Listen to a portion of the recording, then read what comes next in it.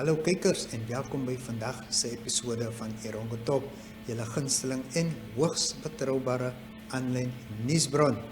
En die nuus bring ons vir julle 'n voorsmaakie van wat julle in môre se Erongo koerant kan verwag, Krampie se visvangverslag en ons gesels dan ook oor die weer. 'n Pensionaris van Henties Bay, Johan van Dyk, gesels met ons oor die verlies van sy bene en oor die vreugde wat 'n nuwe rolstoel vir hom bring in ons onderhoud segment. Maar eerste op die lys is ons kalenderdag en vandag vier ons gebraaide hoenderdag. Geniet hierdie insetsel saam met ons.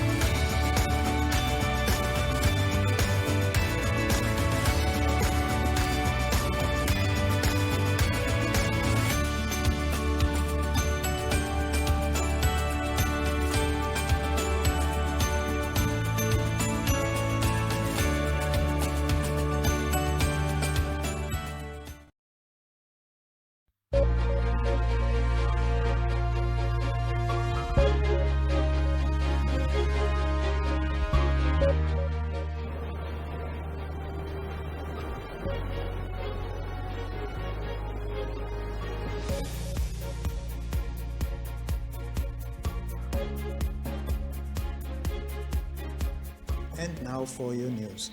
Well, Wicha Health Training Center, WHTC, officially launched the construction of its 1.6 billion Swakopmund School of Engineering, Marine Logistics and Health Sciences recently.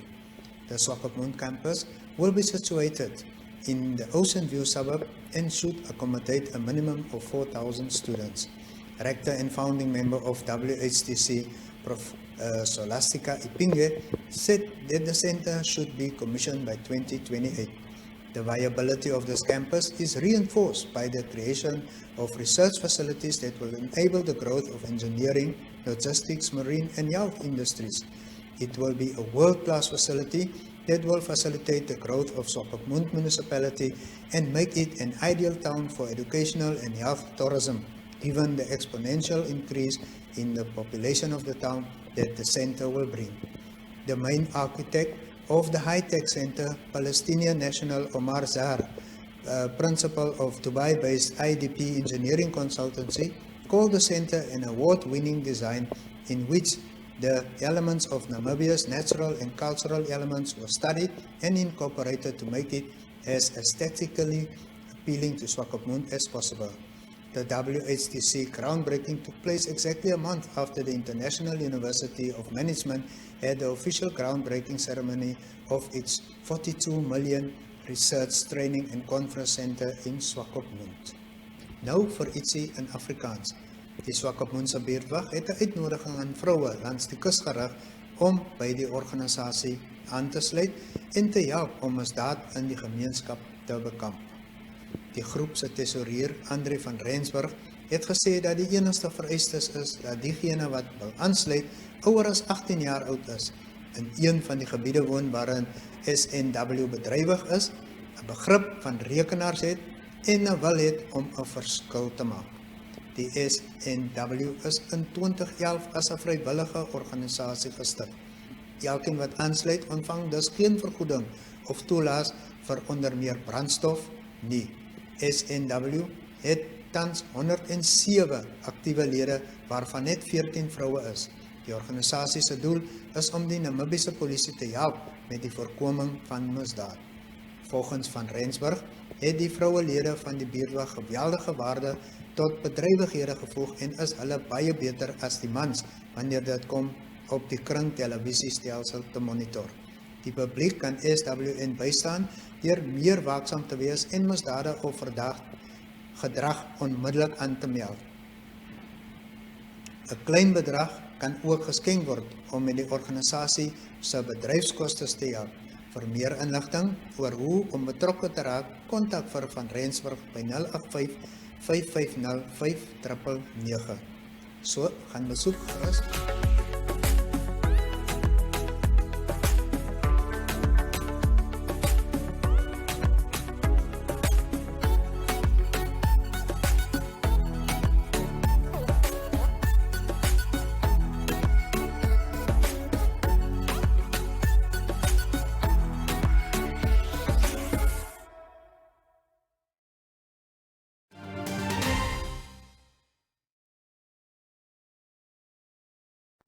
We have identified 40 people from our different districts, from Omaruru, Usakos, Swakopmund, and Henties Bay, that are going to benefit from these wheelchairs.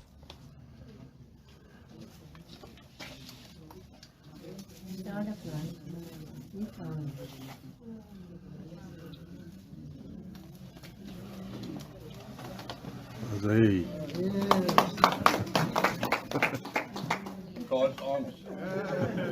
Okay, Johan, this must be quite a blessing for you to get a new wheelchair. Tell us about it. How do you feel about it? Oh, I'm feeling blessed Yeah, because it can only happen through God yeah, that things happen to you.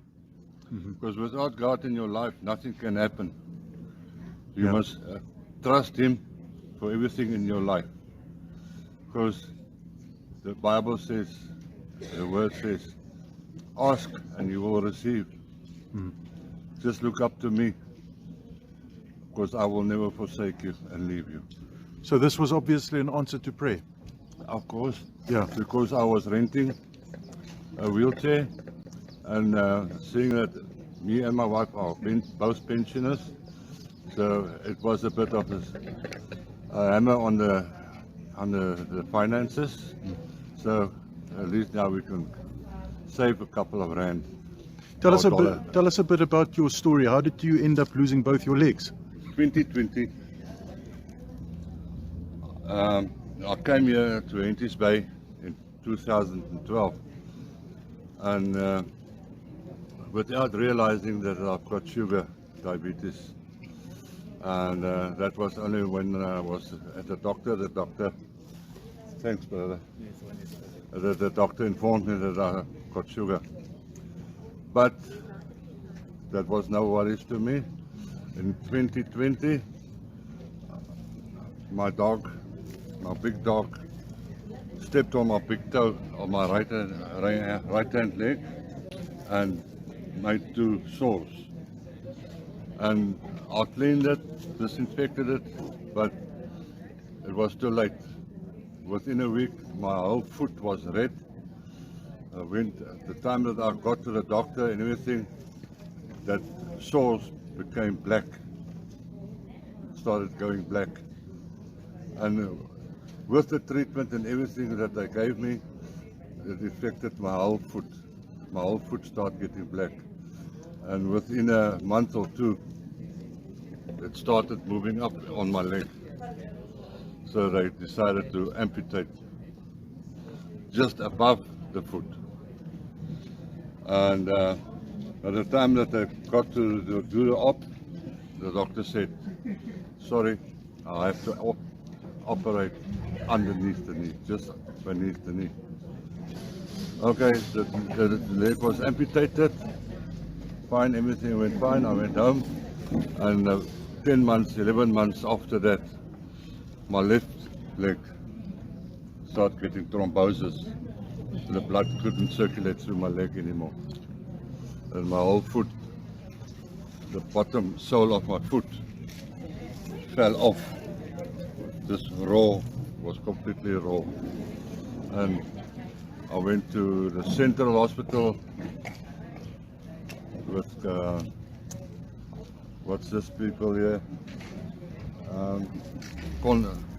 And they referred me to Central Hospital because Dr. Alex here, who did my right leg, said he will refer me to Central Hospital. And that's where they operated on my leg and like above the knee. How is losing both your legs? How old are you now, if I may ask? I'll be 66 Yeah. in September coming. So it's 2 years now. So it's over 60 years with both legs, suddenly losing both legs. Has that changed your life? It has changed my life. It has changed drastically.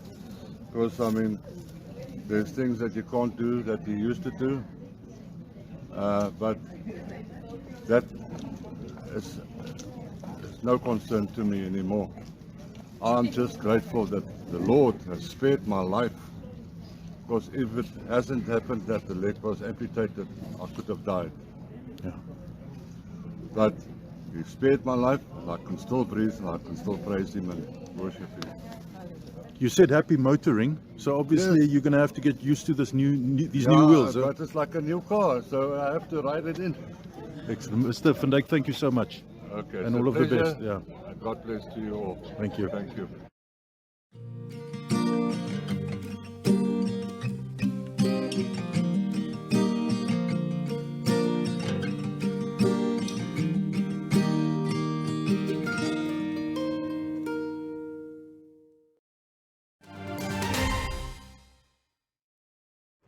Local tour operator Sandwich Harbour 4x4 saw the need to introduce a brand new 3-day excursion into the desert, calling it Shipwrecks and Diamonds. For this segment, we'll focus on the abandoned diamond settlements. Traveling all along the coastline, heading south towards Meer Bay, that's about 200 kilometers, we head inland to the first diamond mining settlement, Grillenberger. The discovery of diamonds in 1908 around Kolmanskooper resulted in an uncontrollable diamond rush, forcing the government to establish a no-entry area, the Sperrgebied, between 26 degrees south and the southern border of the country, stretching 100 kilometers inland. Now for this settlement, Grillenberger, it was home to a large machine workshop, store, a small field hospital with 20 beds, a slaughterhouse, police office and post office with a switchboard for local telephone communication. For senior employees, a hall was erected as well as storage facilities and stables. Here is a complete walk through one of the houses at the Grillenberger settlement.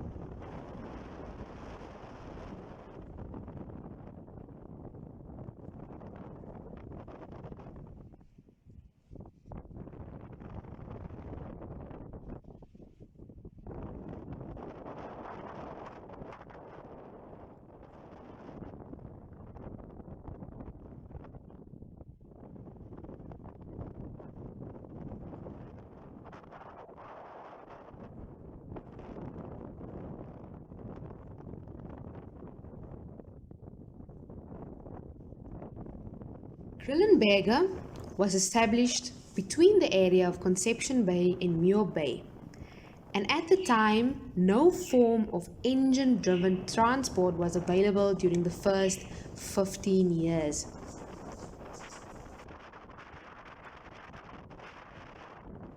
One sample of an ox wagon fitted with special wide iron bands to make transportation in sandy areas is visible just north of Grillenberger.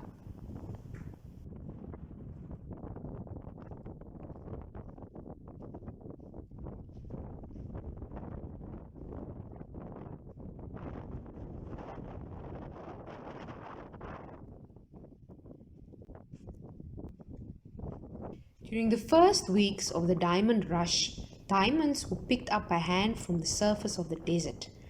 But after some trial and error, the trommel sieves were introduced. They were hand operated and larger amounts of sediment could be sieved. Subsequent to the sieving, the diamond bearing gravel was hand jigged or gravitated in smaller round sieves.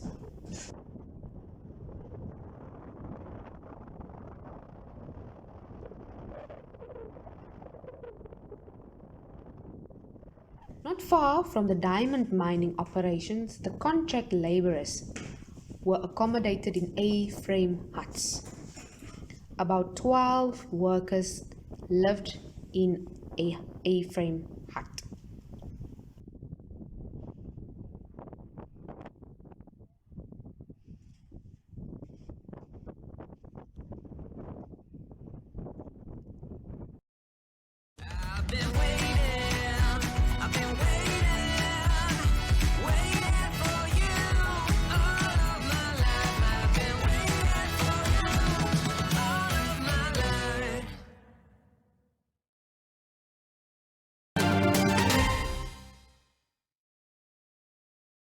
And now for your fishing report. The Stepping Stone School annual Galjoen Derby was held this past Saturday in Swakopmund. The conditions were rather flat. Galjoen actually liked more white rolling water, which made it quite tricky. Hundreds of anglers attempted to catch the big one. They fished from Palkies all the way to the Oegap River mouth. Flippy Skeepers was the champion angler of the day with a massive galjoen of 2,155 kg, which he caught close to Canopy at the Watergat area. Landing a galjoen over 2 kg is not an easy feat, says Grumpy. Now, Skeepers used white mussel as bait and caught it on a light rod in the early mornings. The fish won him a cool 20,000 Namibian dollars. The second biggest galjoen was caught by none other than Kali Nyal, weighing in at a respectable 1.760 kg. He took home 10,000 Namibian dollars.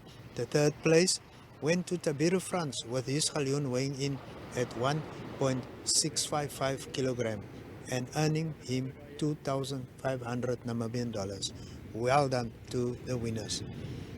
It seems that most fish were caught further north from mile 68 and then past Cape Cross. Closer to Swakopmund, there were some galjoen caught, but rather small specimens. During the week, especially on Friday, the conditions were perfect for steamras, and this is what Gideon de Waal was targeting. He fished just to the left of Canopy towards Makatus.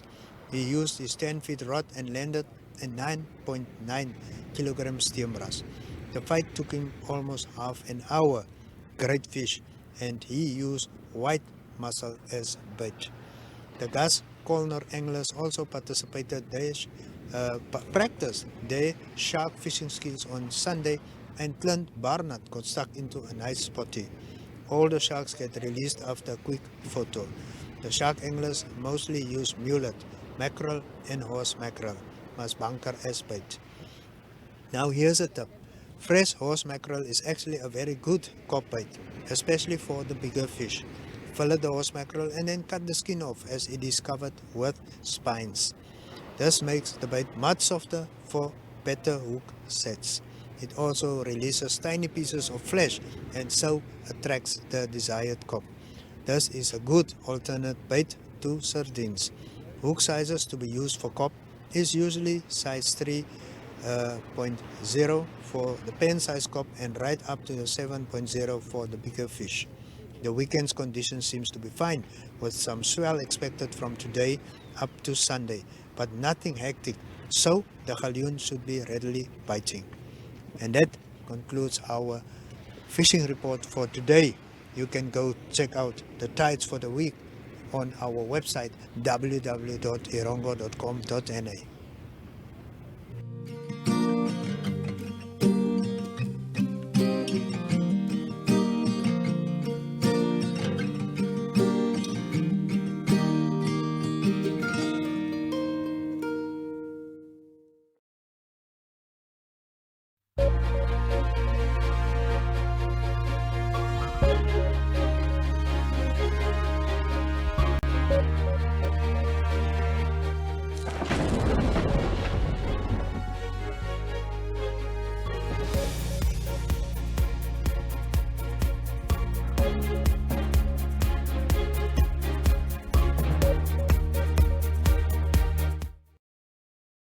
And now for your weather. Sunset at the coast will be at 30 minutes past 6 on Wednesday, and sunrise will be at 43 minutes past 7 on Thursday. Henties Bay will have a maximum degrees Celsius of 21 on Wednesday, and for Thursday a minimum of 12 and a maximum of 22 degrees Celsius. A 15 knot south-southwesterly wind will prevail. Swakopmund will have a maximum degrees Celsius of 20 on Wednesday, and for Thursday a minimum of 11 and a maximum of 21 degrees Celsius. A 13 knot south-southwesterly wind will prevail.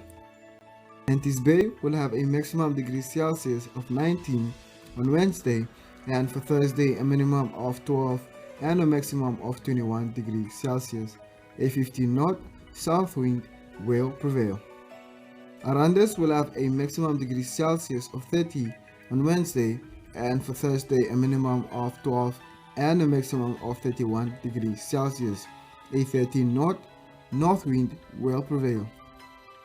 Usakos will have a maximum degrees Celsius of 30 on Wednesday, and for Thursday a minimum of 9 and a maximum of 30 degrees Celsius. A 9 knot east wind will prevail. Karibab will have a maximum degrees Celsius of 28 on Wednesday, and for Thursday a minimum of 8 and a maximum of 28 degrees Celsius. A 11 knot northeast wind will prevail. Omaruru will have a maximum degrees Celsius of 28 on Wednesday, and for Thursday a minimum of 7 and a maximum of 28 degrees Celsius. A 7 knot east wind will prevail. And that concludes your weather. Platz Meer is a landmark on the coastline of Namibia, a home to quality shops and quality restaurants, a select variety of fashion and food retailers, as well as banks, not to mention the pier with 36 luxury apartments and entertainment for the whole family. Find us at corner of Tavarit and Albatross Street, Vineta North, Swakopmund. Call us on 064 462 242. Visit platzamir.com.na or at Platz Meer on Facebook. Platz Meer, enhancing your coastal experience. Kykers, ons het aan die einde van vandag se program gekom. Sluit gerus daagliks om 2 uur op ons DStv kanaal 285 of Go TV kanaal 94 by ons aan, of geniet 'n verskeidenheid van programme op ons NMH aanlyn TV kanaal oneup2.com. Julle kan ook toegang tot meer nuus en ander stories kry op ons webwerf www.erongo.com.na of volg ons op Facebook. Vir jou advertensiebehoeftes, kontak ons by erongotalk@synergy.com.na of stuur vir ons 'n Telegram of WhatsApp na 0817000040. Ek herhaal die nommer vir julle, dit is 0817000040. Onthou ook om jou kopie van die Erongo in Môre se Republikein, die Namibian Sun of die Algemene Zeitung te kry. Maar vereers is dit dan cheerio.